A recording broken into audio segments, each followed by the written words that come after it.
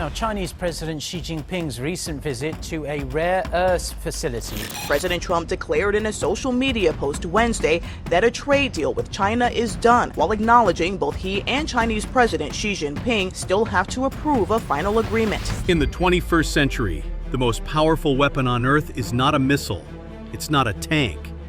It's something you are holding in your hand right now. At the height of the US-China trade war, the world's most powerful leader made a quiet, calculated move. He didn't give a speech, he didn't issue a threat. He visited a factory. But this wasn't just any factory. It was the command center for China's most powerful economic weapon. The message from Washington was defiant, a projection of strength. But behind the scenes, the panic was real. How real? Greenland, it's visually stunning. It's also full of rare earth minerals. Trump wants to buy Greenland, and if that doesn't work, simply take it. Why? Why are the most powerful leaders in the world willing to threaten trade wars and even offer to buy other countries, all for a handful of strange-sounding metals called rare earth elements? The answer will change the way you see everything. So what exactly are rare earths? The name is misleading. They're not actually that rare. Think of them like the vitamins of technology. You only need a tiny amount, but without them, absolutely nothing works. Their magic lies in their atomic properties, particularly their powerful magnetism. A normal iron magnet is strong, but add a pinch of neodymium and you create the most powerful permanent magnets on Earth. So powerful, they opened a new technological frontier. Those tiny feather-light headphones that produce incredible sound, that's neodymium magnets. The hard drive in your laptop that stores terabytes of data relies on those same magnets to read and write information at incredible speeds. That vibrant red on your iPhone screen, that's europium. The crystal clear lens in your smartphone camera is polished to perfection using cerium. The satisfying vibration you feel when you get a text? Dysprosium. The powerful, lightweight motor in a Tesla or a Ford F-150 Lightning isn't just a motor, it's a carefully assembled bundle of rare earth magnets. And it's not just consumer goods. The most advanced military hardware on the planet is completely dependent on them. It's estimated that a single F-35 fighter jet requires nearly half a ton of rare earth elements to operate its advanced sensors, electronics, and targeting systems. Without China's supply, America's most advanced weapon is just $1 billion paperweight. The companies that need them read like a who's who of global power.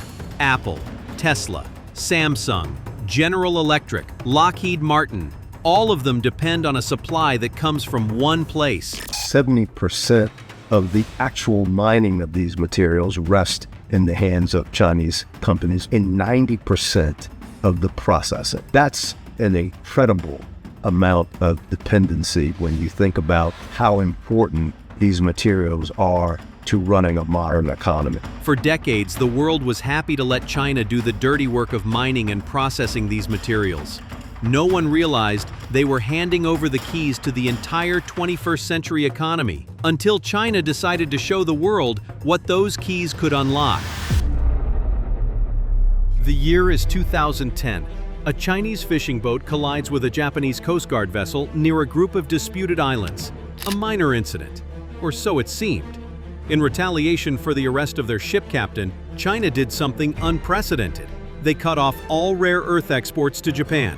Completely. The effect was immediate and catastrophic. In the boardrooms of Toyota and Panasonic, panic erupted. The lifeblood of their prized Prius hybrid cars and their entire electronics division was severed overnight. Production lines were threatened. Stock prices trembled. Frantic calls were made from Tokyo to Washington, but there was nothing anyone could do. Japan was forced into a humiliating diplomatic retreat, releasing the captain. For 2 months, the embargo held.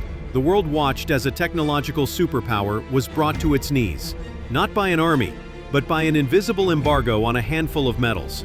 The Japan incident was an earthquake that shook Washington awake. For the first time, American leaders saw the vulnerability. A flurry of government reports were commissioned. Congressional hearings were held. Everyone agreed. America needed its own supply chain. This led to a brief revival of the Mountain Pass mine in California, run by a company called Molycorp. For a moment, it seemed like a new beginning for American rare earth production. But the dream was short-lived. Molycorp couldn't compete with China's low prices and state-sponsored dominance. By 2015, it was bankrupt. The US attempt to break free had failed, leaving China's monopoly stronger than ever. It was a quiet, invisible form of warfare, and it was terrifyingly effective. The message was clear. We have a new weapon, and we are not afraid to use it. But that was just a warning shot. The real war was about to begin, and it was aimed directly at you. What would happen if China turned off the tap for good? A full-blown embargo is a messy, unpredictable weapon. China has a much smarter, much more subtle way of tightening its grip, a slow squeeze. They do it through a complex system of production quotas and export licenses. By simply adjusting these quotas, Beijing can subtly increase the price of a specific element needed by a foreign competitor, while ensuring their own domestic champions get all they need. It's a lever of power they can pull at any time, without firing a single shot. The president's announcement comes after Beijing restricted exports of those minerals, which are essential for everything from cell phones to fighter planes. And the domino effect is the same. Imagine China slowly squeezes the supply of neodymium. That means the cost of every electric motor goes up.